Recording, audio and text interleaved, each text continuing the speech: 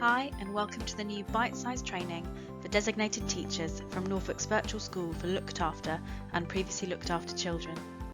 This session's 5-minute focus is on previously looked after children. In this session, we'll cover who are our previously looked after children, parental responsibility, support they are entitled to, and finally, where you can go to find out further information. The definition of a previously looked after child is a child who is looked after by a local authority in England or Wales and left care as a result of a child arrangement order, which includes details of who the child will live with, a special guardianship order, which grants care of a child to a special guardian, an adoption order changing the legal parentage of a child. Also, a child who has been in the state care outside of England and Wales and left that care as a result of being adopted. It is important to understand not all children who have spent time in care are considered previously looked after. If a child or young person returns to their birth family, they are not considered previously looked after. It is also sometimes the case that a child has been removed from their birth parents and placed directly with a special guardian without having been looked after by the local authority. While they would have a special guardianship order, they are not considered previously looked after children. Moving on to parental responsibility, it is important to understand. Unlike looked after children, the local authority is no longer acting as the corporate parent. A child arrangement order, formerly known as a residence order, means a court settles arrangement for matters such as what name a child will be known as, where and with whom they will live, what contact they will have with parents and siblings, where they go to school, and other matters that might be in contention. A person named in a child arrangement order as a person with whom a child lives has parental responsibility. A special guardianship order grants care of a child to a special guardian.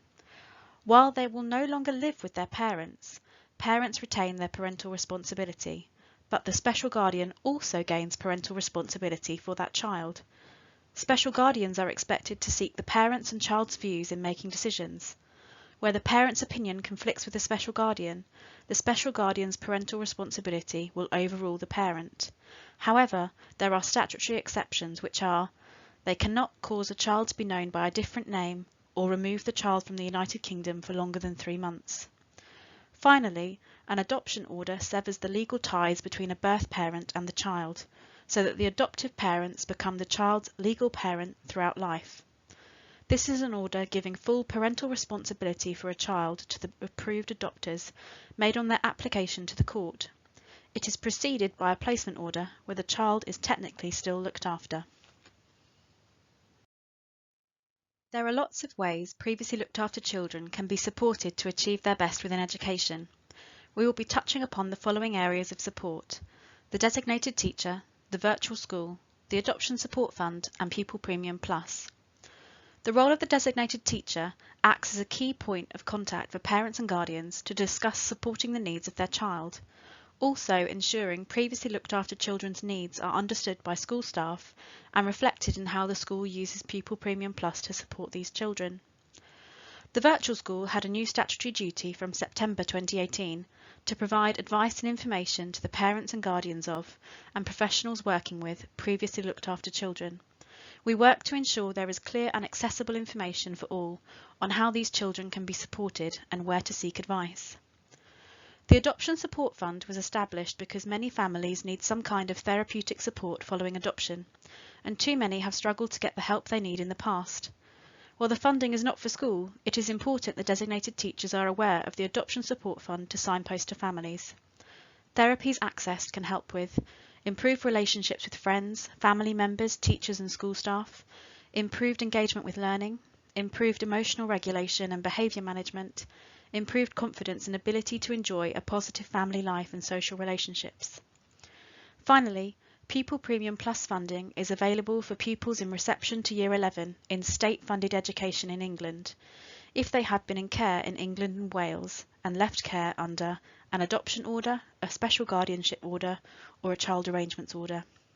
Identifying the child as previously looked after through the January census triggers the funding, which is £2,345 for the year 2020 to 2021. It is not ring-fenced for that child, but must be spent to benefit the previously looked after cohort. children adopted from outside England and Wales are not eligible for the Pupil Premium Plus grant. The funding is also not available for children in private schools or those who are home educated unless these placements are funded by the local authority. If you want to find out more about how you can support previously looked after children in your school, press pause to make a note of the following websites as a good place to start. Don't forget, you can also head to the Norfolk Virtual School website for our recommended reading list on our Previously Looked After Children page. Thank you for listening to our 5-minute focus on previously looked after children. Make sure you check out our website for up-to-date information and follow us on Twitter @SchoolsCIC.